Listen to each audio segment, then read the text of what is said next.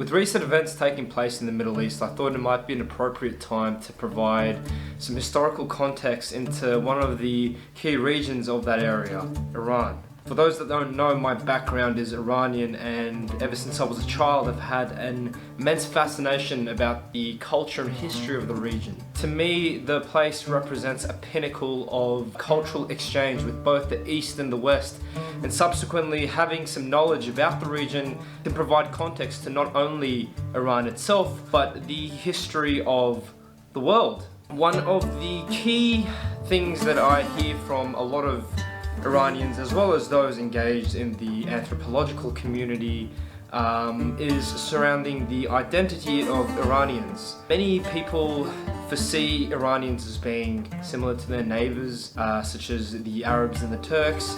As a matter of fact, Iranians are quite distinct, being part of the broader Indo-European language family. Now, this brings me to the main focal point of the video. Are Iranians European, and where does their national identity come from? Iranians take great pride in distinguishing themselves from their neighbors, referring to their long, far-stretching history. To answer the question of whether Iranians are European and where exactly their national identity comes from, we must first look at the original people of the Iranian plateau. The history of the Greater Iranian Plateau ranges far back into the millennia. The region had been a historical site for Neanderthals and was a key region where Homo sapiens and Neanderthals intermixed. But for us to really gain an understanding of the Iranian culture, we won't go as far back to the Paleolithic. Instead, we will focus on the Neolithic, around the time where the agricultural revolution was taking place. For the historians out there, we all know that agriculture was formed in the Fertile Crescent, somewhere in the Levant, by a culture known as the Natufians. The Natufians were really the catalyst for farming spreading into Europe, and they formed the basis of the early European farmers who spread into that region. However, unknown to most historians were a separate group of farmers. These farmers lived in the Zagros mountain ranges of Iran, and they are responsible for transmuting farming from the Fertile Crescent into more eastward nations such as India, forming places like the Indus Valley Civilization. This group of people who discovered farming would settle in the marshy plains of southern Iran and Iraq, near the Tigris and the Euphrates. They formed a civilization that would rival that of the Assyrians, with constant conflict and contact between Mesopotamian cultures as well as this culture inside southern Iran. This culture was known as Elam, known by the biblical texts as the Elamites. The Elamites were a unique group of people. Their language is isolated and diverse from those of their surrounding regions. Historians sometimes even classify the Elamite language as being Dravidian, similar to the language groups spoken in southern Iran. Could it be that these initial people who discovered farming in southern Iran actually have genetic ties with those in southern India? We refer to haplogroups and really delve into the paternal haplogroup of the Iranian male. Now, it must be known that Iran is an incredibly diverse place with a relatively diverse genetic profile. However, if we consider the DNA profile of the average Iranian, we can see that the dominant paternal haplogroup is haplogroup J2. As a matter of fact, my own haplogroup belongs to this subclade of J, which is a very West Asian haplogroup. If we look at the spread of haplogroup J2, we can see that it is primarily centralized in the Caucasus. It also spreads as far west as southern Europe and as far east as India.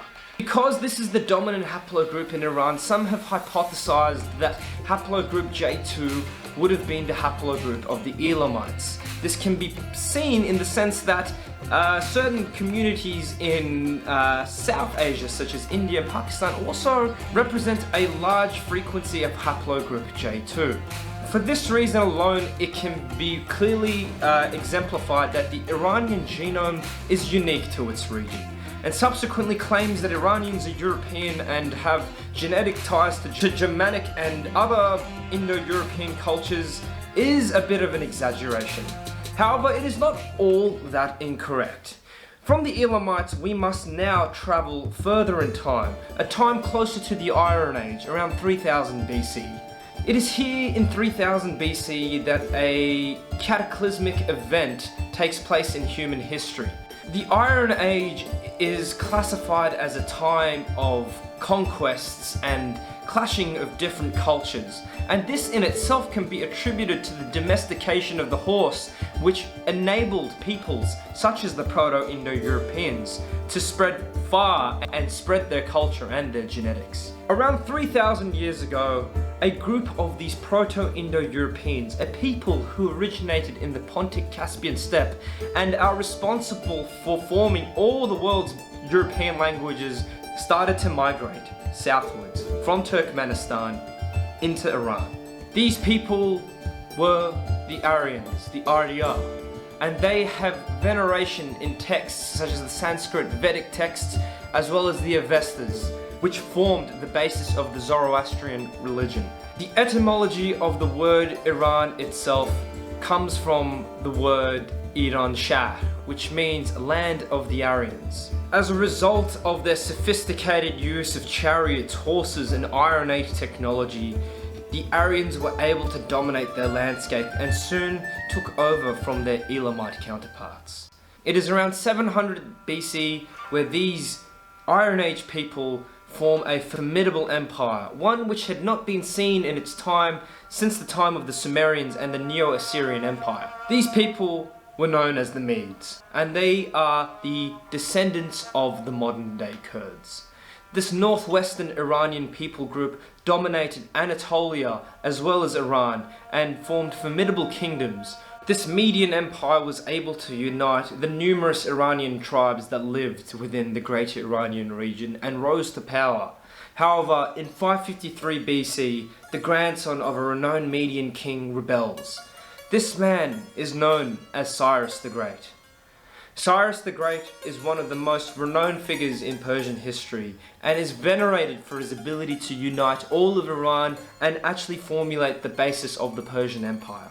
Under the reign of Cyrus, Persia's expanse stretches as far west and neighbours the Greeks and as far east, neighbouring the Hindustan region. Before we get immersed into the far-stretching history of the Persian Empire, let's just reflect back on the genetic studies conducted by historians to really get a feel of who these Persians were.